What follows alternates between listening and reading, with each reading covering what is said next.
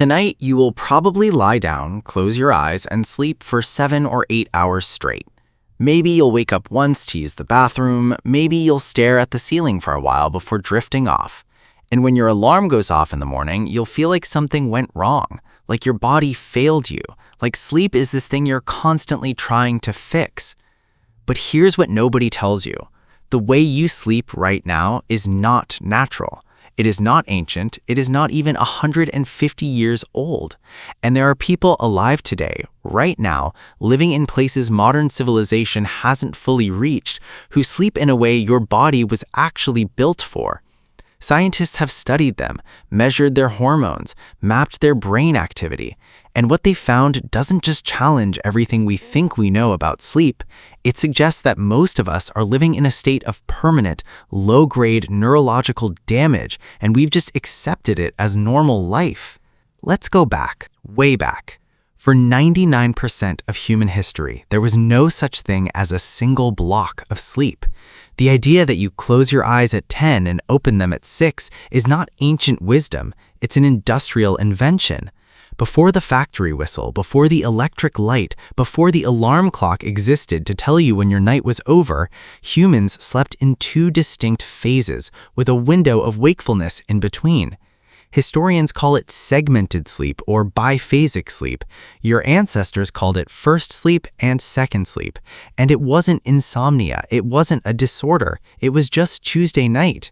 Historian Roger Uckert spent 16 years buried in historical records, diaries, court documents, medical texts, prayer books from the 1400s, letters written by ordinary people across centuries. What he found, published in 2001, was over 500 separate references to this pattern. People would go to sleep shortly after dark, sleep for roughly 4 hours, wake naturally, stay awake for 1 to 2 hours, then sleep again until dawn.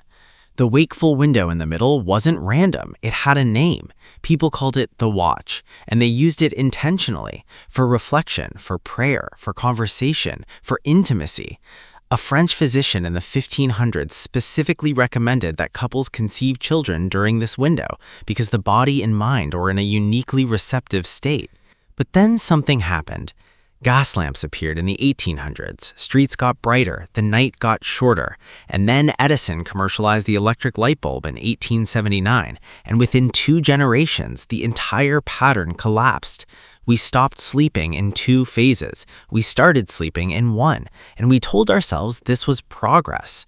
Here's what we lost. In 1992, psychiatrist Thomas Ware at the National Institute of Mental Health ran an experiment that should have changed everything. He took volunteers and removed all artificial light from their lives.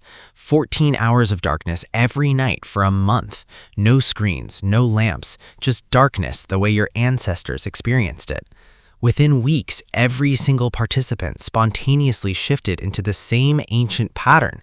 4 hours of sleep, 1 to 2 hours of quiet wakefulness, 4 more hours of sleep.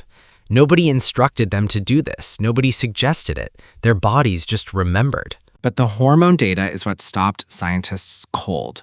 During that wakeful window in the middle of the night, Ware measured elevated levels of prolactin, a hormone associated with deep meditation, with states of calm awareness, with the feeling of being fully present without anxiety or urgency. Participants described it as peaceful, expansive, quietly alive in a way they had never felt during normal waking hours. It wasn't just a gap between sleep cycles, it was its own category of consciousness, one that has no name in modern life, because modern life destroyed it before we could study it properly. Now here's where it gets remarkable. There are communities on this planet that never stopped sleeping this way. Researchers studying the Hadza of Tanzania, one of the last remaining hunter-gatherer populations on Earth, found something that upended every assumption sleep scientists had built their careers on. The Hadza don't have a strict bedtime. They don't sleep in a single consolidated block. Their nights are fluid. People drift in and out of sleep. Wakefulness is expected, not treated as failure. And critically, the entire camp is almost never fully asleep at the same time. At any given hour of the night, somebody is awake. Jerome Siegel at UCLA, one of the leading sleep researchers in the world, published findings on the Hadza, the San Bushmen of southern Africa, and the Chimane of Bolivia. All three groups showed similar patterns. Average sleep duration was 6 to 7 hours, not the 8 we're told we need.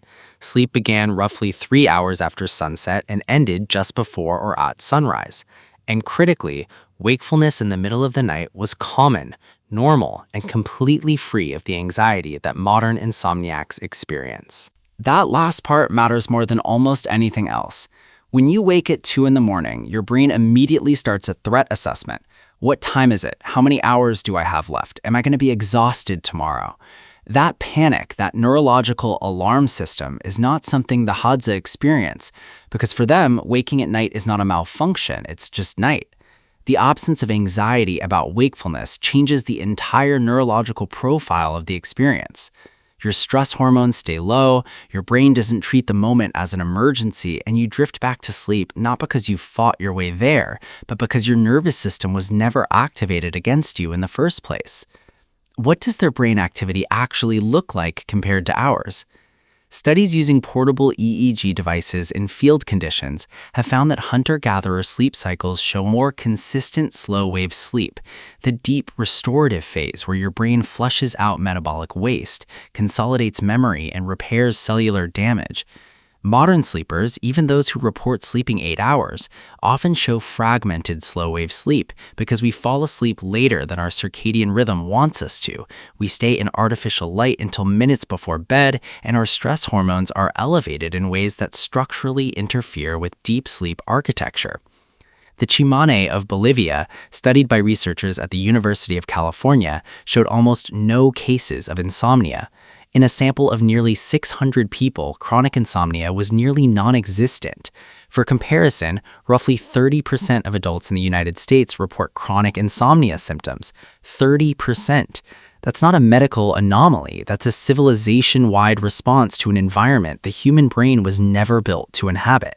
And it's not just sleep duration or timing, it's what sleep does for the brain when it works the way it was designed to. The glymphatic system, discovered only in 2012, is your brain's waste clearance mechanism. During deep, slow-wave sleep, brain cells shrink and cerebrospinal fluid floods through the gaps, physically washing out the toxic proteins that accumulate during waking hours. Beta amyloid, tau protein, the exact compounds found in the brains of Alzheimer's patients. Your brain cleans itself at night, but only during deep, well-timed, low-stress sleep. Disrupt that sleep with artificial light, with late nights, with fragmented cycles, and the waste builds up, night after night, year after year. This is not a metaphor, this is plumbing. And the people who still sleep the way evolution intended, the Hadza, the San, the Tamane, they are running the full cleaning cycle every night. We are running it partially, occasionally, badly, and then we wonder why neurological disease is accelerating in the modern world at a rate that has no clear genetic explanation. There is something else the isolated communities have that we almost never study: social sleep. In nearly every traditional society researchers have documented, sleep is not a solitary activity the way it is for most modern adults. People sleep near each other. They hear each other breathe. The nervous system, which evolved in environments where sleeping alone meant dying alone, responds to the presence of other bodies with measurable reductions in cortisol. You sleep better when you feel safe. You feel safe neurologically when your ancient brain detects the presence of your group. The modern bedroom, sealed off, silent, isolated, is a novel invention, and your nervous system has not caught up. So what do you actually do with this? You cannot move to the Kalahari. You cannot eliminate artificial light from your life entirely, but the research points to a few things that genuinely shift the biology. Light exposure at sunset, even brief, helps anchor your circadian rhythm to something older and more stable than your overhead bulbs.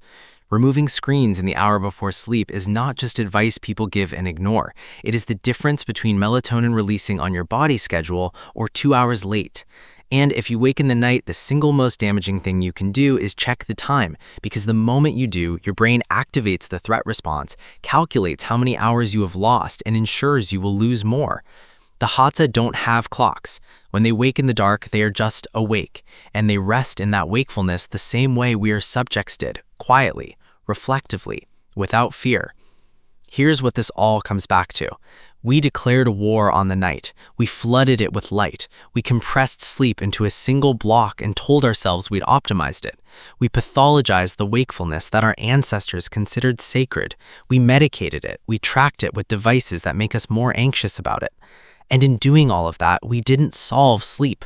We broke it for almost everyone. The last people on Earth who sleep correctly are not sleeping correctly because they discovered something new. They are sleeping correctly because they never stopped doing what your body has been trying to do your whole life. Their nights are dark. Their rhythms are old. Their brains are clean in the morning in ways yours probably isn't. And the gap between their sleep and yours is not a matter of discipline or genetics or luck. It's just light and what we did with it.